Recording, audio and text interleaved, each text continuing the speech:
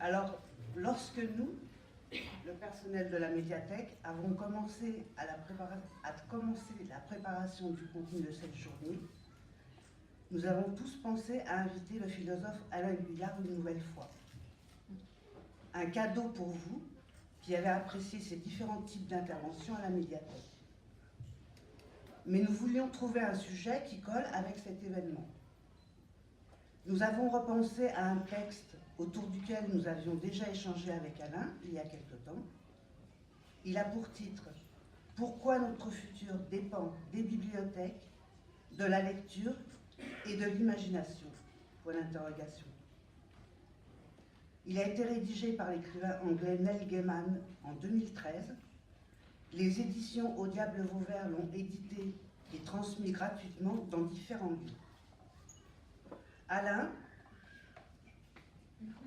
tu as immédiatement accepté de travailler spécialement pour notre médiathèque sur ce sujet, sur cette question, et tu nous offres aujourd'hui ta réflexion, ton commentaire sur ce texte. Comme je ne ferai pas de discours par la suite, je souhaite dire que Neil Gaiman aborde aussi la question des choix financiers des politiques en matière de lecture publique, et de lecture et de culture. À Marguerite, il est clair que les élus sont convaincus de la place et du rôle irremplaçable et indispensable que tient la médiathèque auprès des habitants. Encore une belle preuve avec cette journée. Voilà, nous vous remercions et nous allons maintenant laisser la parole à Alain.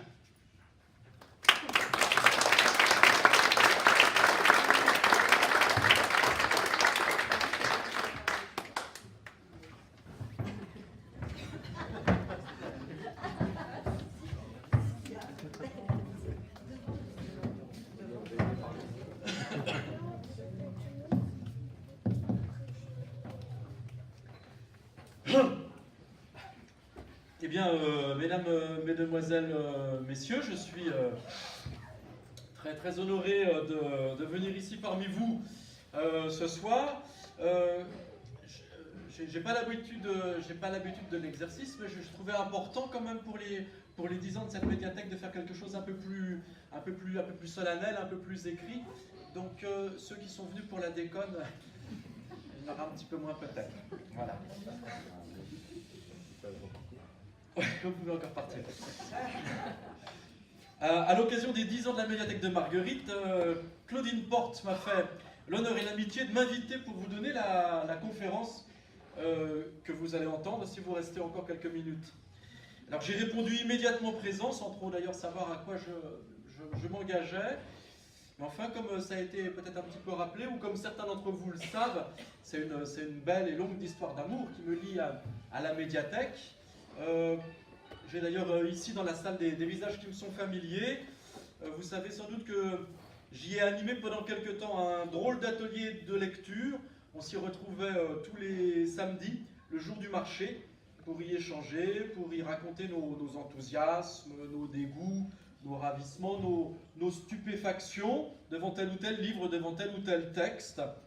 Et quel bonheur de voir des gens de tous horizons venir débattre de littérature. Quel plaisir aussi de se parler sans avoir besoin de se connaître, sans être du même monde. Et alors quel plaisir dédoublé que celui de se parler à propos du langage. Vous savez, on dit un des traits spécifiques des Français. Les Français, quand ils sont à table, de quoi ils parlent? De repas. Et bien, nous, c'était un peu quelque chose de ce genre. On était ensemble et on utilisait le langage pour parler, en fait, du langage et pour parler des mots. Alors, finalement, ça nous permettait d'avoir une jouissance portée à la puissance, en quelque sorte. Il n'y a pas eu que ces ateliers lecture, il y a eu aussi des ateliers d'écriture qu'on a menés ici, qui étaient importants. C'était des ateliers d'écriture avec des personnes à qui la vie n'avait pas fait de cadeau, mais qu'importe au fond si le monde des hommes vous laisse sur le carreau ou dans le caniveau, parce que la langue, elle appartient à tous, et celui qui s'en empare ne la vole à personne. S'approprier une langue, la faire devenir sienne, c'est le seul acte de propriété qui ne se fait pas au détriment d'autrui. C'est même le contraire d'ailleurs. Quiconque possède la langue peut offrir à autrui le bonheur du partage de sa sensibilité et l'offrande de sa perception des choses. On se souvient peut-être de la mise en garde de Proudhon. Je vais citer des auteurs. On se souvient de la mise en garde de Proudhon qui disait « La propriété, c'est le vol ». Eh bien, il n'y a que l'appropriation de la langue qui permet le partage des émotions et qui fabrique du monde commun. Et c'est la raison pour laquelle les ateliers d'écriture qu'on a animés ici, dans ces murs, ils sont chers à mon cœur et à mon souvenir. Ça a été une expérimentation qui était discrète, mais déterminante et indispensable, de la langue comme terre commune pour tous les exilés sociaux et fondement des politiques pour ceux qui, aux yeux de certains gouvernants, n'étaient rien, parce qu'ils n'ont rien. J'ai fait aussi, vous le savez, des petits numéros de philosophie foraine. Hein. C'était aussi, je crois, notre plaisir partagé. Et je tiens à dire qu'à chaque fois, le personnel de la médiathèque était à nos côtés. Son soutien a toujours été indéfectible. Son professionnalisme, sa passion pour le livre et la lecture étaient très communicatifs.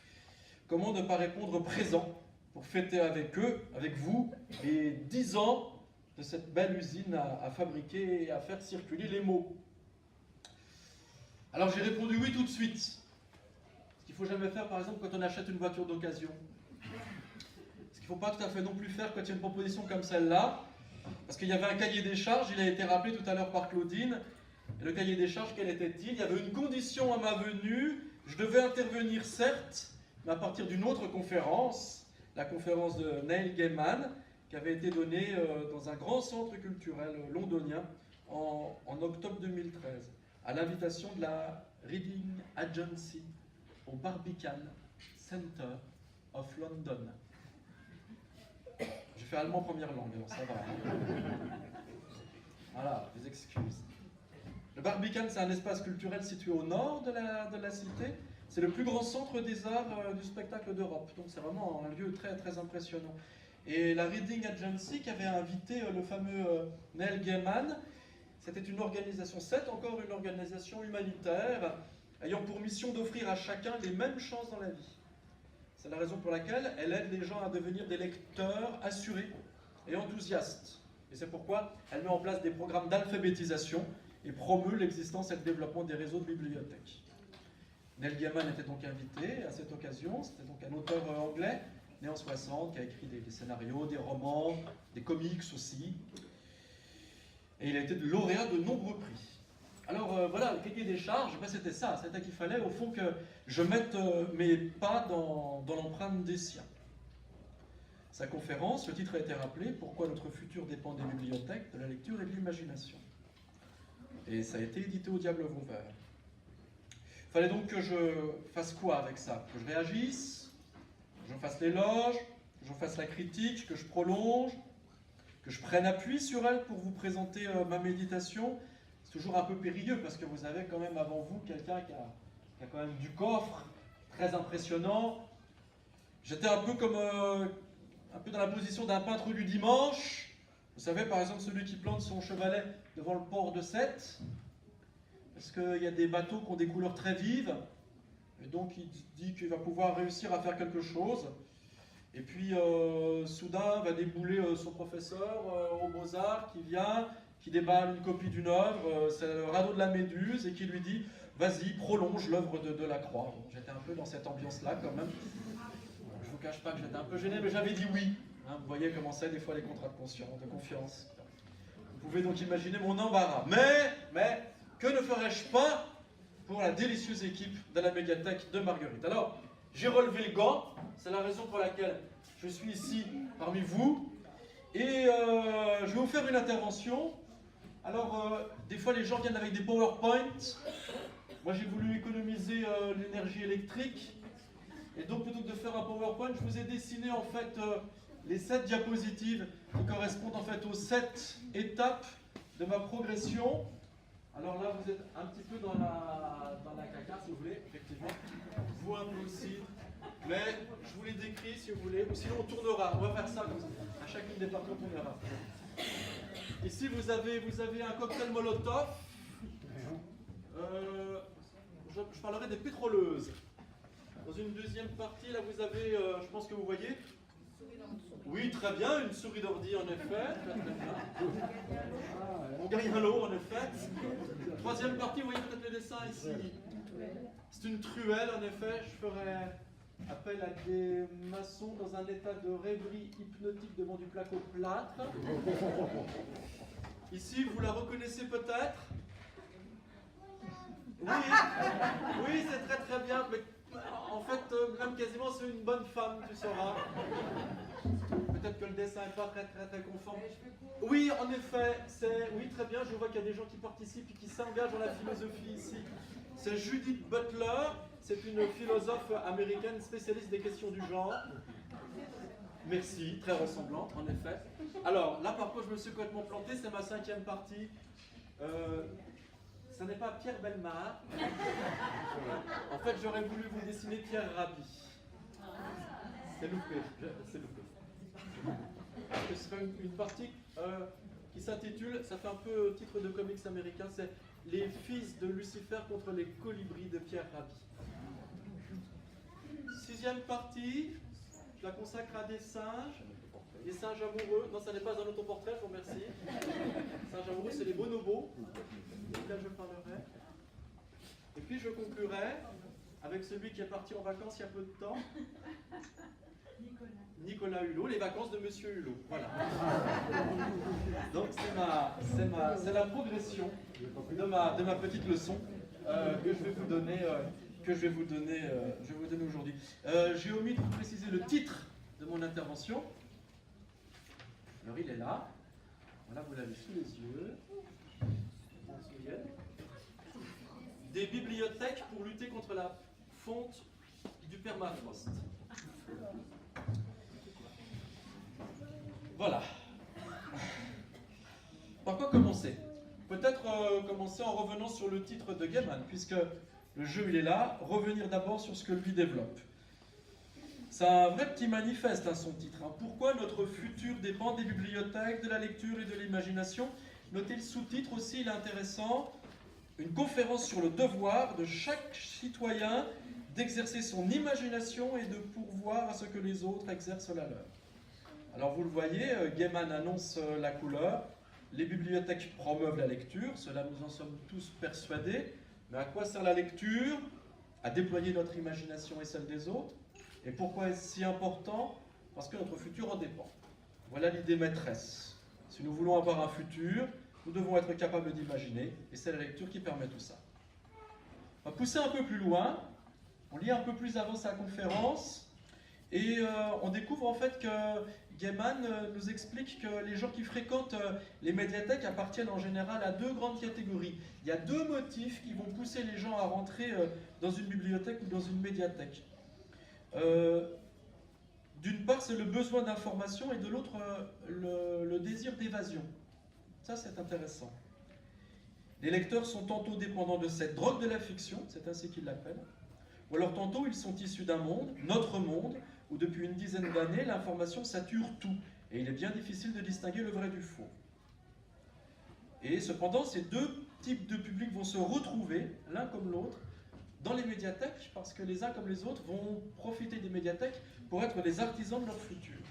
Alors c'est ce que je vais voir en étudiant les 2 catégories les unes après les autres. Première catégorie, les amateurs de fiction. Et moi je les appelle les pétroleuses. Vous allez comprendre bientôt pourquoi. Voilà ce que nous dit Gaiman à propos de la fiction, c'est une définition qui est assez intéressante. Il nous dit, la fiction peut vous présenter un monde différent. Vous ne vous satisferez plus entièrement du monde dans lequel vous avez grandi. Le mécontentement est une bonne chose. Le mécontentement est une bonne chose. Des gens mécontents peuvent modifier et améliorer leur monde, le laisser meilleur, le laisser différent. Et un peu plus loin, il revient sur la définition de la fiction, il revient sur la définition de l'évasion, en empruntant une citation à Tolkien, celui qui a écrit Le Seigneur des Anneaux. Il dit la chose suivante: les seules personnes qui dénoncent l'évasion sont les geôliers. C'est pas mal. Alors je voudrais m'arrêter avec vous sur les 2 expressions clés de la position de Gaiman à propos de l'affection. Le mécontentement est une bonne chose, et ceux qui sont contents de leur sort n'ont pas besoin de s'évader et n'ont pas le désir de l'affection.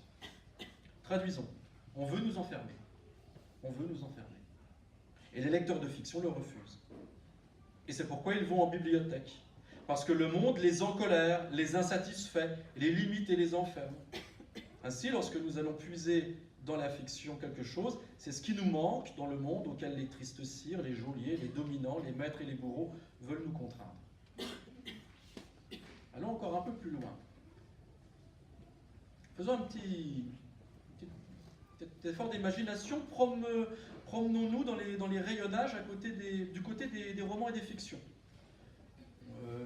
Croisez d'autres lectrices et d'autres lecteurs, voyez ces visages avenants et graciles, ces sourires débonnaires, recueillez ces mots aimables qu'on s'échange dans l'atmosphère feutrée de la classification décimale d'Ewey 810, littérature américaine de langue anglaise, jusqu'à 890, littérature des autres langues. Tout n'est que luxe, calme, volupté. Eh bien, méfiez-vous, nous dit Gaiman, méfiez-vous, parce que derrière ces masques pleins d'aménité, il couvre une vraie colère, une vraie rage. Ces dames, fort gentilles, serviables au demeurant, avec le dernier roman à la mode dans leur cabas, eh bien, ce sont des pétroleuses. Ce sont des pétroleuses. Ce sont des furies en puissance qui ne veulent pas du monde comme il va. Elles vont à la fiction parce qu'il est hors de question qu'elles se soumettent à l'univers qu'on veut leur imposer. Méfiez-vous d'elles. Quand vous vous déplacez dans les rayons entre 810 et 890, méfiez-vous. Les amateurs de fiction sont d'abord des gens qui sont en insurrection par rapport au monde qu'on nous impose. Pas mal. À ce titre, on peut supposer que le lectorat de fiction et de romans est bien tourné vers le futur, puisque son mécontentement constitutif le rend insatisfait du monde tel qu'il est. Il est donc tout à fait normal qu'il veuille lui substituer un autre monde, dont le modèle peut être contenu dans les romans qu'il lit. Je fais un tour maintenant du côté de la deuxième catégorie, des gens qui ouvrent les portes des médiathèques, et qui ne sont pas les lecteurs de fiction, mais les lecteurs de documentaires, ceux qui viennent en médiathèque pour chercher des informations sur le réel. Ils aiment aller en bibliothèque pour consulter des revues d'informatique, par exemple.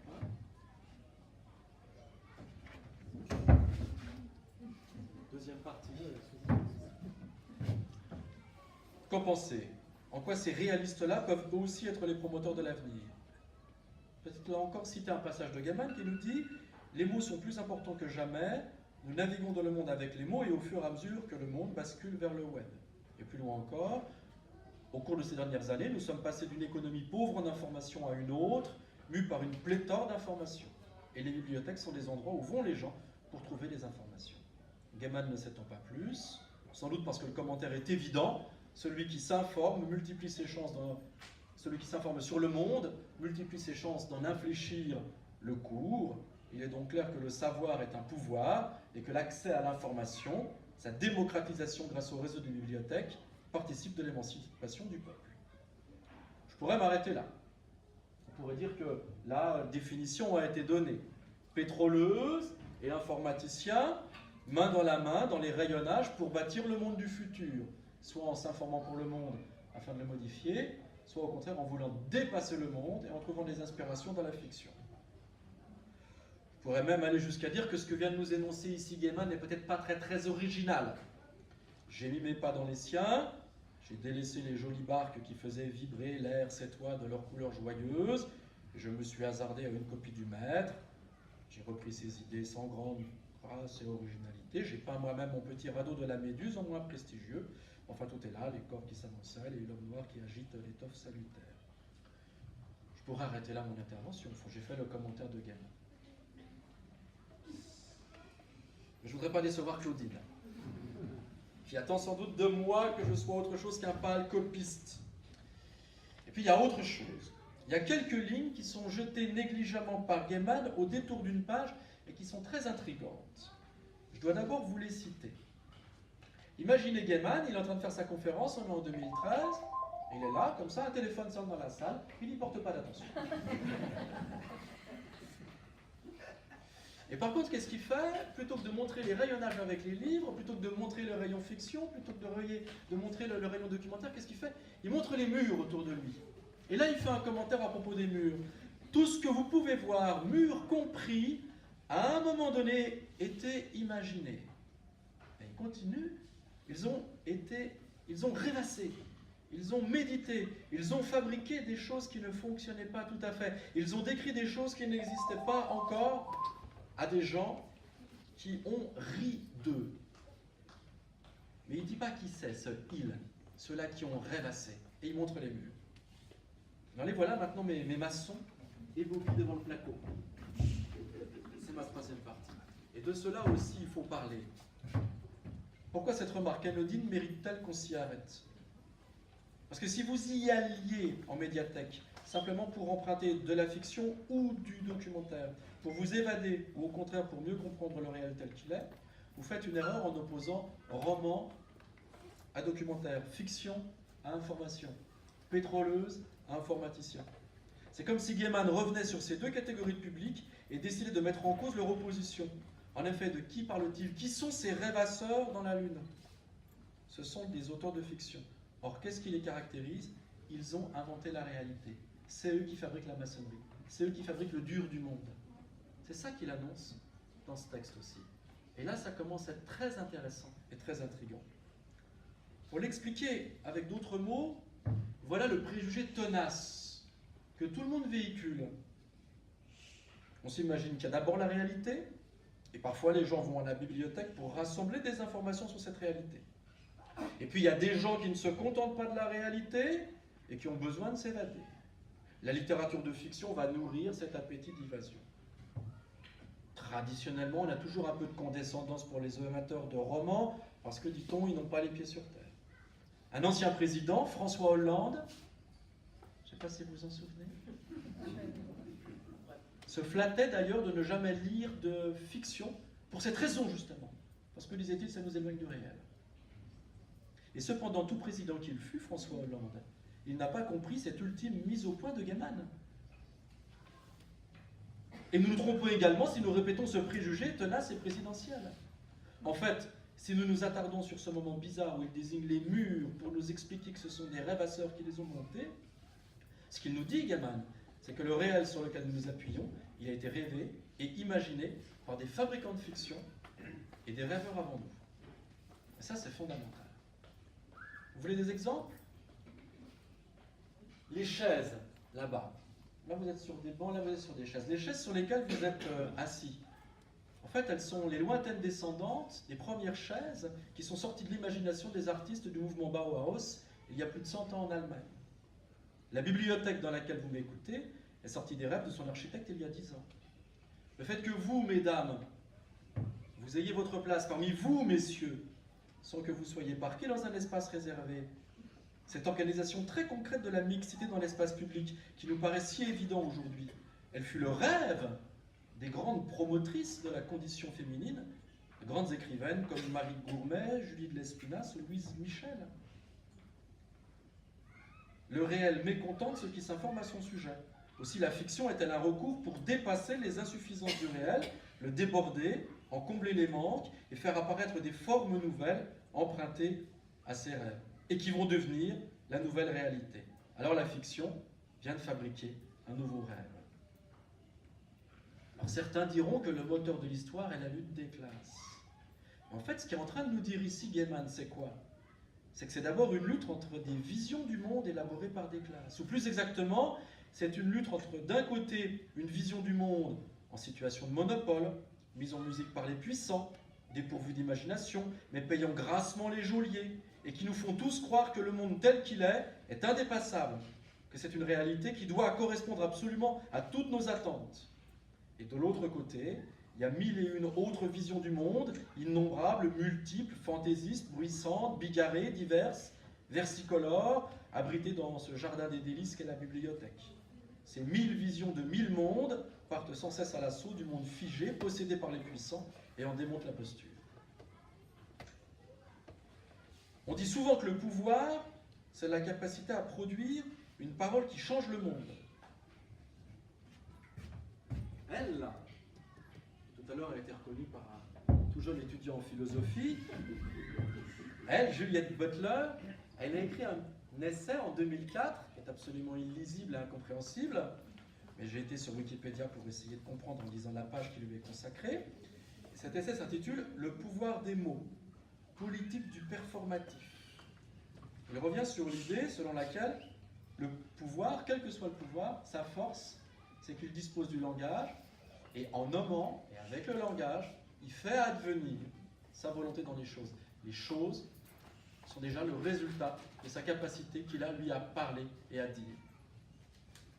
Qu'un chef d'État dise, décrète qu'une certaine population est reléguée en dehors de la communauté nationale et qu'elle ne fait plus peuple, cela suffit pour en faire juridiquement des étrangers ou des apatrides.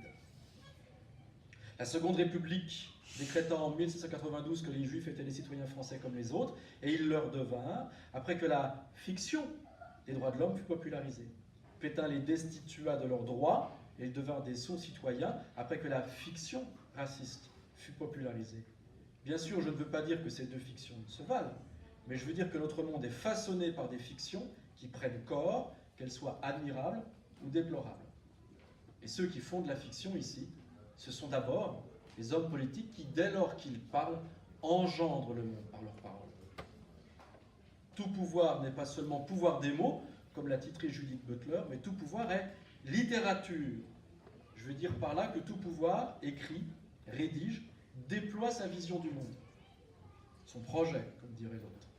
Ainsi raconte-t-il un récit ou un roman national grâce auquel on pourra fabriquer de toutes pièces le peuple, en raconter ses triomphes et ses déboires, en désigner les ennemis du dedans ou du dehors. Mais le pouvoir est véritablement fort lorsqu'il parvient à faire croire qu'il n'est plus littérature. Il est au sommet de sa puissance lorsqu'il leurre ceux qu'il gouverne en leur faisant adhérer à l'idée qu'il parle du monde concrètement et non pas d'une fiction de son imagination qu'il a réussi à populariser. Je vais affiner plus encore. Tout pouvoir est littérature. Tout pouvoir est une fiction qui a réussi à se faire oublier comme fabulation et est parvenue à passer pour une description pure et parfaite du seul réel possible et désirable auquel il convient de se soumettre. En ce cas, on peut imaginer que l'histoire, c'est l'histoire d'une lutte entre des imaginaires différents et concurrentiels. Les littératures qui ne sont pas au pouvoir, par le seul fait qu'elles existent, suffisent pour imposer au pouvoir un cruel démenti. Non seulement le pouvoir est bavard et a inventé un discours sur le réel, mais cette fabulation, il la masque.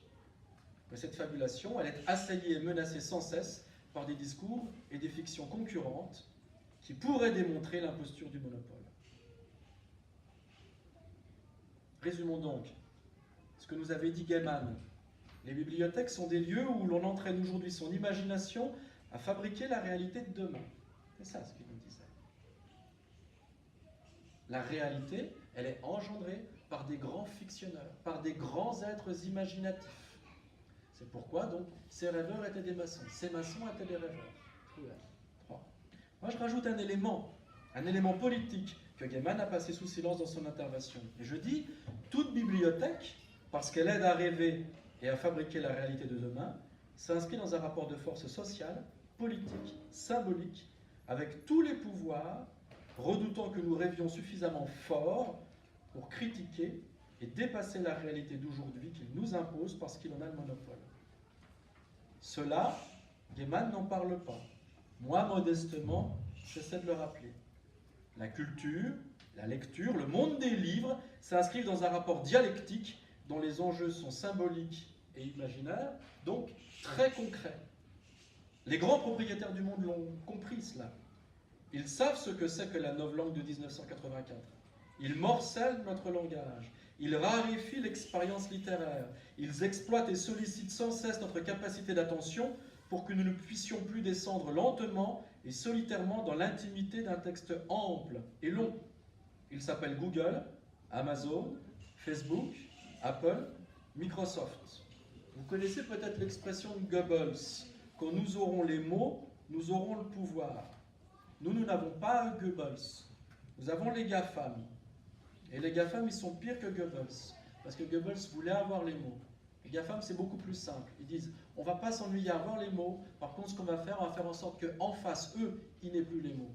Comme ils n'auront plus les mots, ils n'auront plus la faculté imaginative de fabuler. Et comme ils ne pourront plus fabuler, ils ne pourront pas proposer un monde qui pourrait remplacer le nôtre. Vous saisissez ça?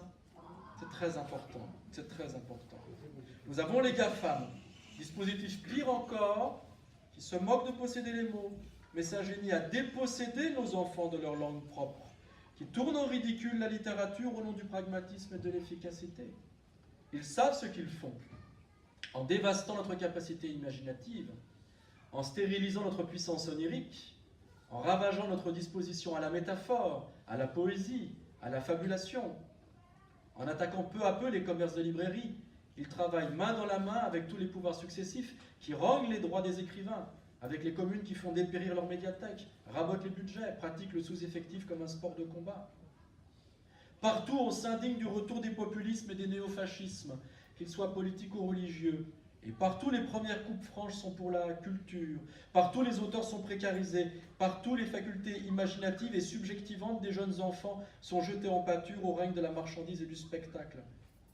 Vous voulez lutter contre Daesh dans les quartiers?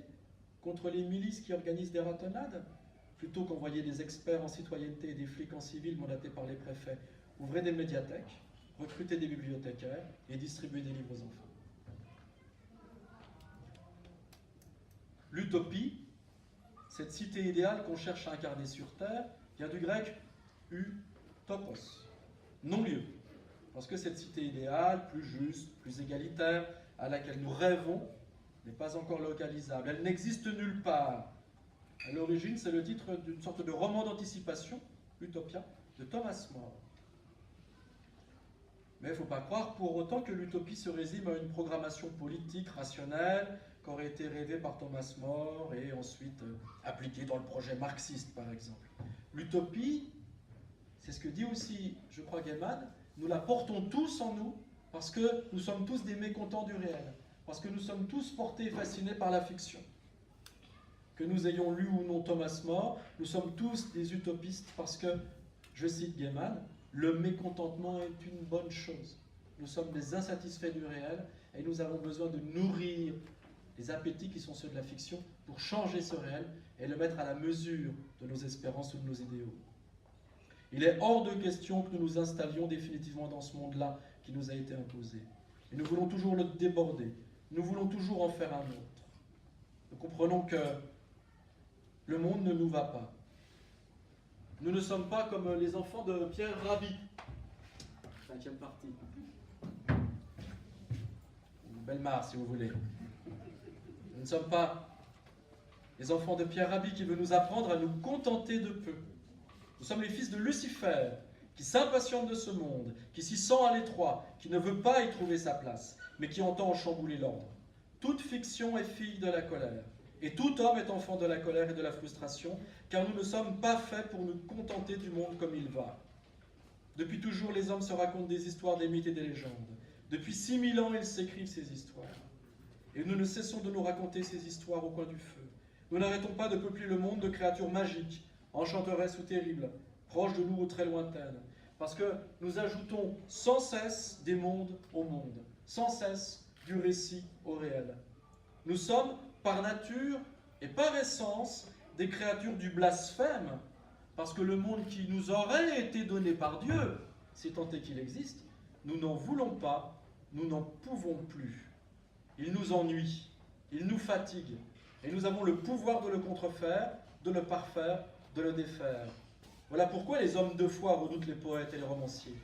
Cela s'appelle écrire de la fiction, cela s'appelle bafouer les droits de Dieu, cela s'appelle lire et écrire du roman et des nouvelles, lire des histoires aux enfants.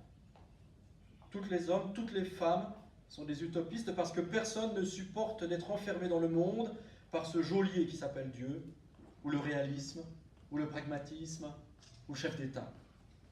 Pour peu qu'il y ait... Mais, pour qu'il y ait utopie, pour qu'il y ait une vision politique qui ensemence l'avenir, il faut d'abord que cette utopie ait mûri dans les grands chaudrons de l'imagination et de la belle rêverie humaine.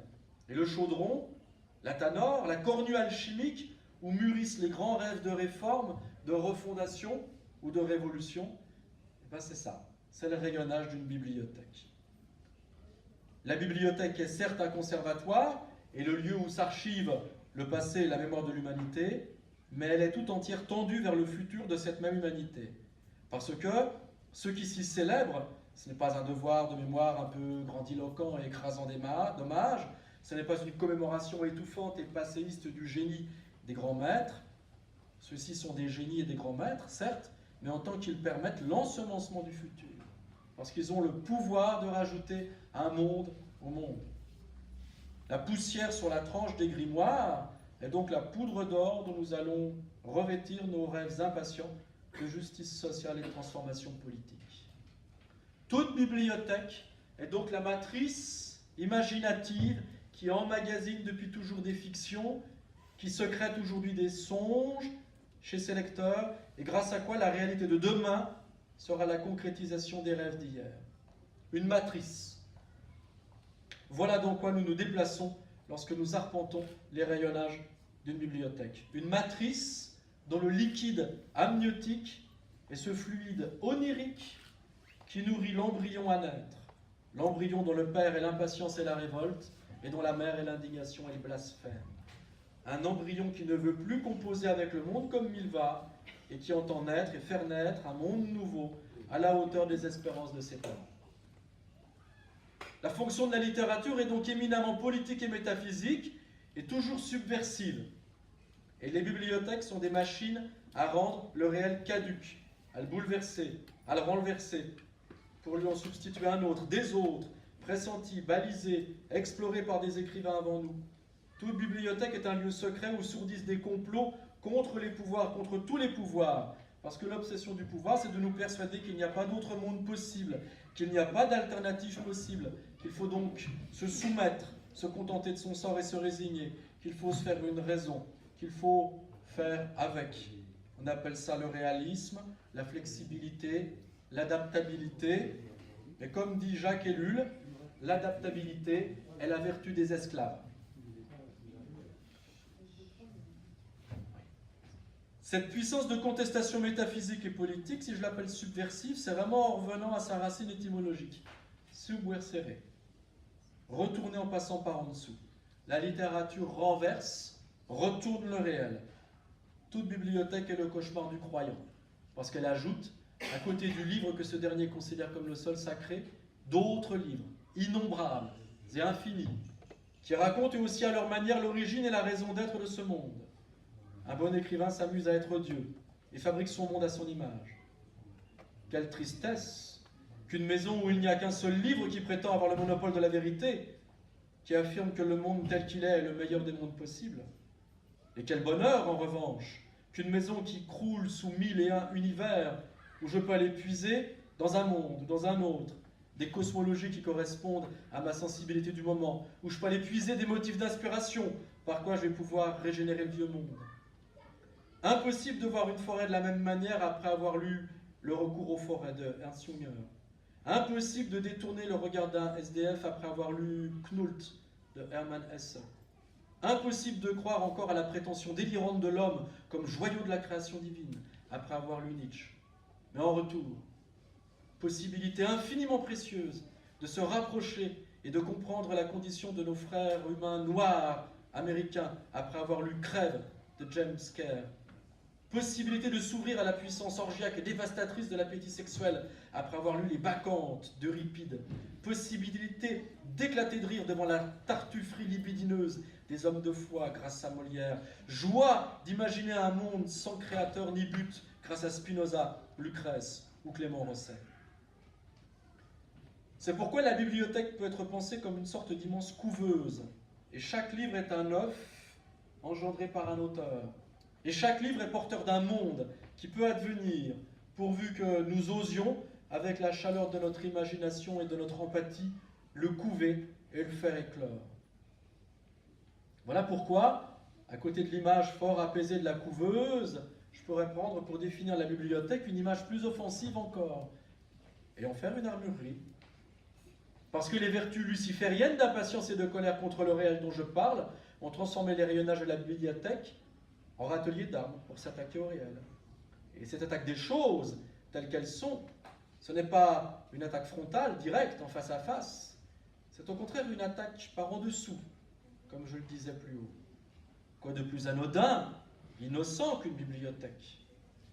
Notre monde, qui monte en aiguille les compétences techniques, où les élèves sont poussés par leurs parents à entrer en terminale scientifique, pour faire médecine ou sciences de l'ingénieur, notre monde n'a que dédain pour les littéraires. On tient en peu d'estime les poètes, et on sourit en coin à l'évocation de jeunes gens qui veulent faire du théâtre.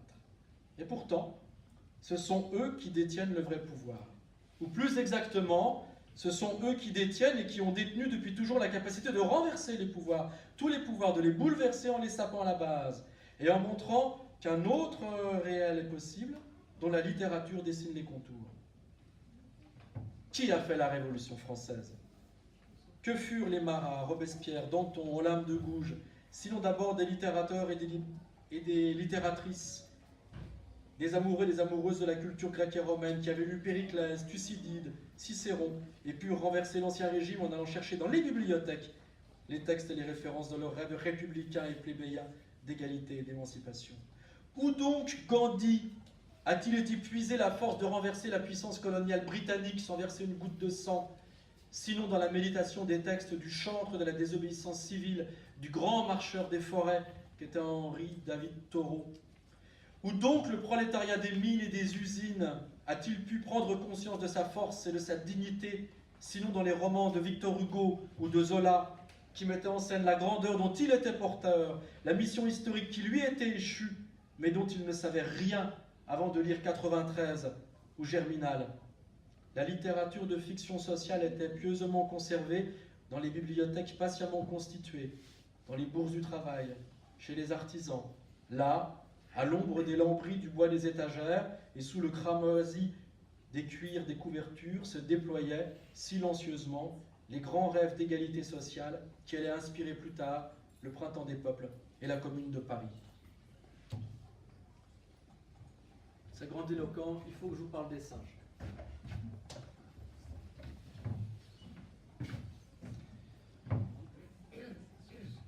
Je voudrais rajouter un élément qui illustre, je pense, ma thèse, selon laquelle ce sont la littérature et la fiction qui engendrent le réel, et c'est pourquoi ce sont des armes politiques efficaces et redoutées de tous les pouvoirs. Pour cela, j'ai besoin que vous fassiez un effort d'imagination. C'est le deuxième. Tout à l'heure, je vous ai demandé d'imaginer ces dames charmantes qui déambulent dans les rayons littérature, pour que vous compreniez que couvre sous elles le feu de l'insurrection et l'appel à l'émeute. Je vous invite maintenant à une autre œuvre d'imagination. Nous avons un très très beau soleil, transposez-vous il y a 50 000 ans, en pleine période glaciaire. Ça va vous faire du bien, il fait très chaud. En ces lointaines périodes, la Terre est peuplée d'animaux de tout genre et de toutes espèces. Beaucoup d'entre eux sont dotés de sensibilité. Certains animaux supérieurs sont même capables de culture. L'éthologie contemporaine en a fini, en effet, avec l'idée selon laquelle les hommes auraient le monopole de la culture. Certains animaux utilisent des outils, d'autres parlent, certains même sont capables de mentir, comme les singes verts. Et comme le disait Aristote, pas mal d'animaux, en sus de l'homme, sont capables d'organisation politique. Dans les bandes de grands singes qui peuplent la nature, le langage verbal et corporel est un véritable modérateur et un outil de gestion sociale dont ferait bien d'ailleurs de s'inspirer le moderne DRH. Chez les singes bonobos, les pratiques sexuelles, les caresses et les attouchements, les manœuvres de séduction sont des recours systématiques qu'emploient les individus pour s'attirer de la popularité, des protections ou des avantages au sein de l'édifice social et de la hiérarchie des dominants. Jusque-là, pas grande différence avec nos conseils municipaux.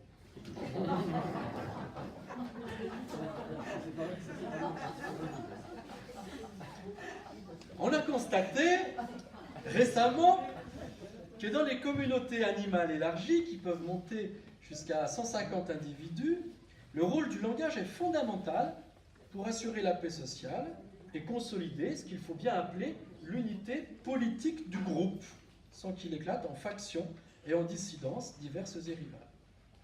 Au-delà de 150, ça commence à être plus difficile. En deçà, le langage remplit son office de ciment social. Les éthologues se sont amusés à promouvoir la métaphore du racontard et de la rumeur, qui sont autant de recours langagiers permettant de temporiser les conflits, de réassurer l'unité du groupe, en rassurant les individus au sein de ce dernier.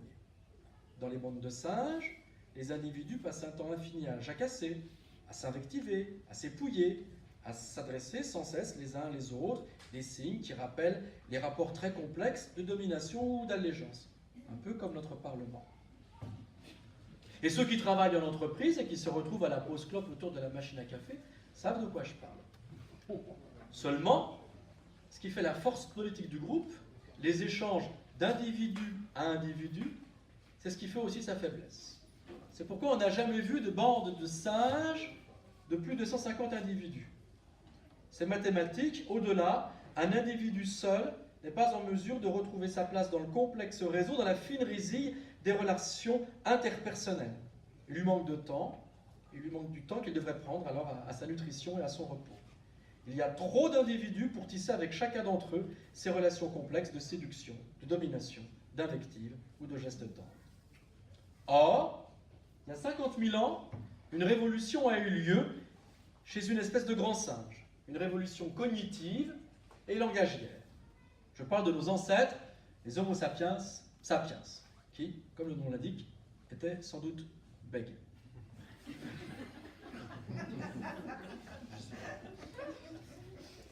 Qu'ont-ils inventé qui les a ainsi propulsés au devant de la scène?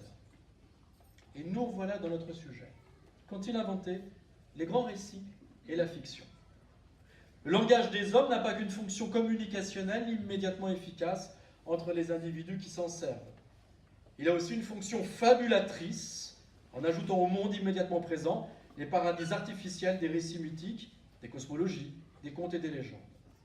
De tels récits n'informent pas sur le monde, mais ils sécrètent des valeurs qui orientent notre conduite dans le monde. Dans un groupe élargi à plus de 150 individus, il n'est plus possible d'assurer la cohésion du groupe, parce qu'il n'est plus possible pour un seul individu de reconnaître, de fréquenter la totalité des autres membres de la communauté. Mais, chez ce grand singe rêveur qu'est l'homme, le récit mythique fondateur va se substituer à ce processus de reconnaissance interindividuelle. Plus la peine d'aller rencontrer l'autre sur sa branche pour l'épouiller, le caresser et s'assurer qu'il est bien de votre bande et qu'il vous situe bien dans ou à l'extérieur du harem. Maintenant, le mythe fondateur de la tribu assigne une place à chacun, oriente les existences dans un sens précis, justifie les hiérarchies et l'ordre social. Le ciment social qui assure l'unité du groupe, ça n'est pas l'incessant radotage, persiflage, jeu de gentillesse et de grimacerie, de caresses et de travaux d'approche que l'on se fait autour de la machine à café. C'est le fait qu'on reconnaisse immédiatement l'autre comme un des siens parce que l'on partage des valeurs communes. Ces valeurs, ces idéaux, ces grandes images rassembleuses, peu importe qu'elles ne soient pas vraies. Ce qui importe en revanche, c'est qu'elles soient connues, partagées et qu'on évolue dans leur imaginaire. Et il y a 50 000 ans, les premières fictions ont dû être peuplées d'hommes ours fantastiques. La nature devait être imaginée comme une grande force vivante et nourricière. Le ventre des mers devait être le lieu d'un culte mystérieux et redouté. Aujourd'hui, on a d'autres fictions. On participe d'un même univers mental qui est essentiellement l'identité nationale, l'appartenance religieuse et les codes symboliques de consommation marchande. On regrette un peu d'ailleurs le temps des hommes ours. À partir de là, la conduite d'un individu n'est plus seulement dictée par l'interaction avec ceux de sa bande, même loin des siens, même incapable d'être reconnu dans la foule par un proche, même sans avoir besoin de communiquer avec autrui, il agit en cohérence avec le groupe, même loin de lui, parce qu'il participe des mêmes valeurs, parce qu'il communie autour d'un même imaginaire qui détermine son action et oriente ses choix. Alors, grâce à la fiction, cette bande de singes braillards et rêveurs qu'étaient les Homo sapiens sapiens purent passer le seuil de saturation des 150 membres. L'homme de Néandertal, plus trapu et considérablement plus robuste que l'Homo sapiens, a dû pouffer et glousser en voyant arriver les premières caravanes de sapiens. Néandertal et sapiens parlaient également, se comprenaient sans doute, mais Néandertal n'avait pas autant que nous la puissance fabulatoire et symbolique. Et sans doute que des chefs de tribus néandertaliennes ont dû s'esclaffer lourdement autour du feu en se moquant des fils de sapiens qui faisaient des études de danse et des concours de poésie, s'habillaient de couleur chamarrée et se maquillaient outrageusement avant de sortir de la caverne. Les fils de Néandertal, eux, étaient pragmatiques. Ils ont tous fait terminal S. Option taille de biface. Et ces espèces de beatniks là, des bouquins de Rimbaud plein les poches de leur peau de bête, ça veut chasser le mammouth et c'est en terminale littéraire. Non, sérieusement, trouve-toi un boulot. Seulement voilà, avec ses contes et ses mythes, Sapiens fonde d'immenses caravanes nomades, des communautés élargies, où on se reconnaît entre soi, en partageant les danses et en récitant les mêmes odes, alors que des vallées et des saisons les avaient séparés. Néandertal le pragmatique, qui se moque des rêveurs a raison de rigoler et qui en profite. Bientôt il ne survivra pas au changement climatique, parce que son organisation politique aurait été trop précaire, et bientôt il aura disparu. Du temps a passé. Du temps a passé, mais nous sommes toujours ces grands singes rêveurs. Nous sommes toujours ces grands singes fabulateurs. Nous avons fondé des cités et des nations, des peuples et des États, parce que nous avons été capables de nous rassembler sur des valeurs communes fondées sur des discours fictionnels à visée politique. Que ces mythes soient ceux des droits de l'homme, de l'islam, de la patrie ou de l'Europe libérale, ce qui les qualifie tous, c'est que ce sont des histoires auxquelles on adhère et qui fondent des communautés humaines élargies.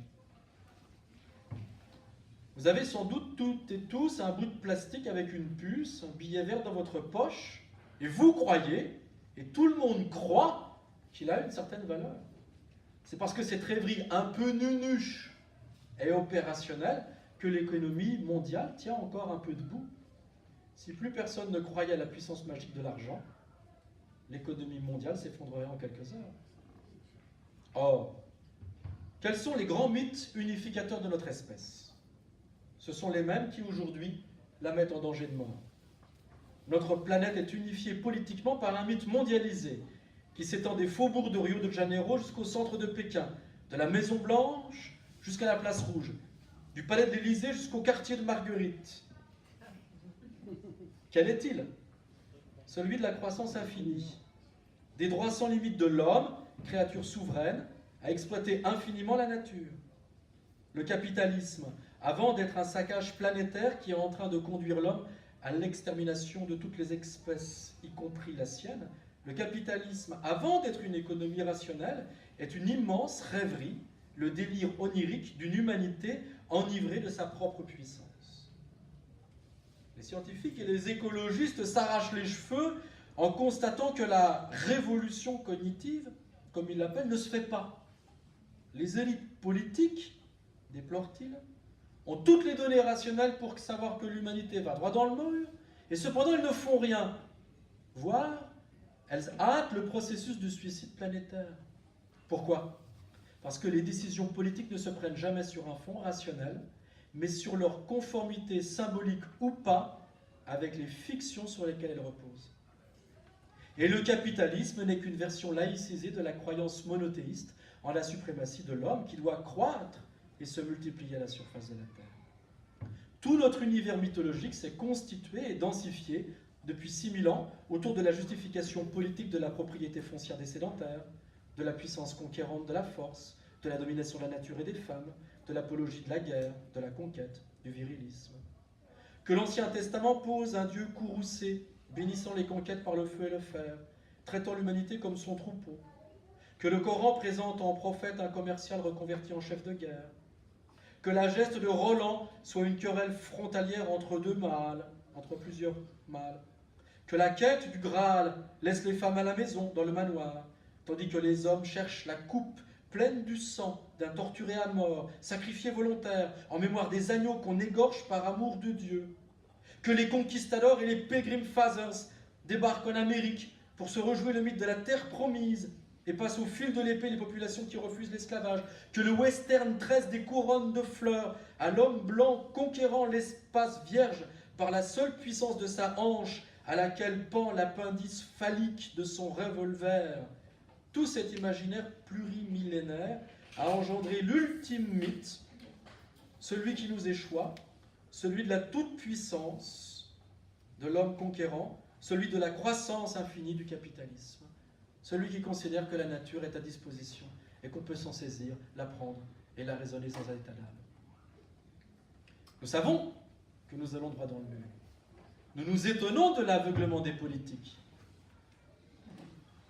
Nous avons de la peine pour Monsieur Hulot qui va prendre des vacances qui vont lui permettre de retourner à ses 4x4 sur les pistes en Corse et à ses bénéfices de fabricant de gel douche.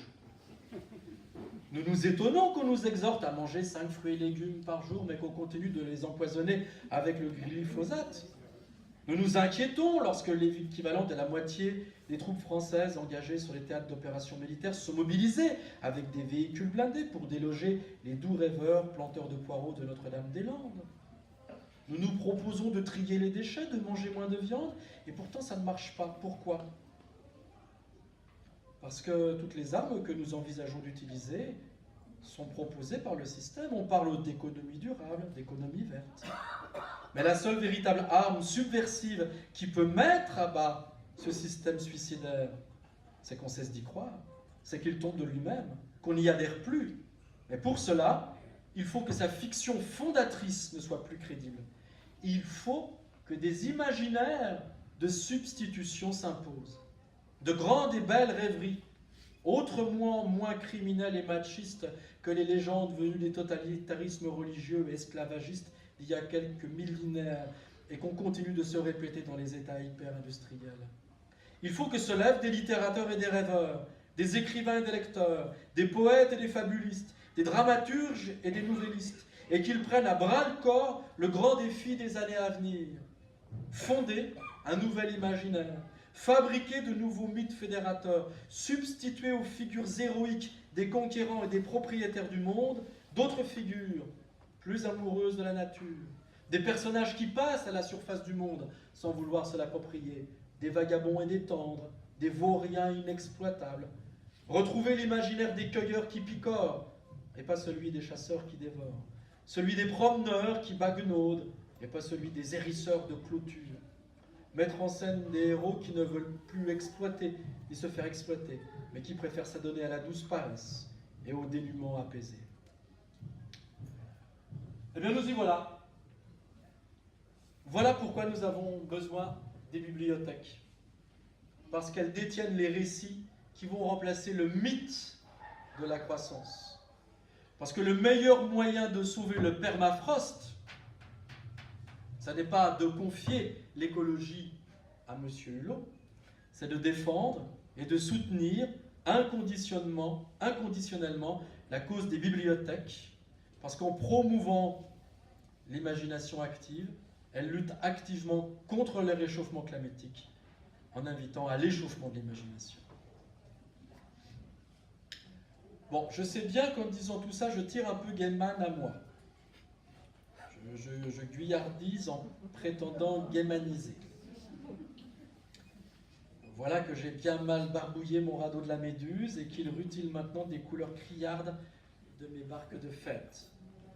Bien sûr, le pauvre Neil Gaiman serait peut-être stupéfait de m'entendre le commenter en disant que la bibliothèque est une couveuse, une armurerie, et que les rêveurs qui écrivent les livres qui s'y entassent et les autres rêveurs qui les empruntent et les dévorent tous dans le silence ouaté des salles de lecture ne font rien d'autre que démolir le vieux monde du libéralisme et de la croissance et participent d'un travail de sape qui de jour en jour s'attaque à l'autorité des maîtres du monde. Car on reste maître du monde tant qu'il n'y en a qu'un. Et si les auteurs et les lecteurs se coalisent sous l'égide des bibliothécaires, alors ce sont 100, 1000, 10 000 mondes qui vont fleurir bientôt et renverser cet ancien monde, laid, triste, routinier, injuste, dénué de toute imagination, dont nous ne voulons plus. Alors, la bibliothèque ne sera pas que le conservatoire respectueux et respectable de pages innombrables, mais ce sera le poste avancé du monde à venir dont nous sommes gros et impatients. Je vous remercie.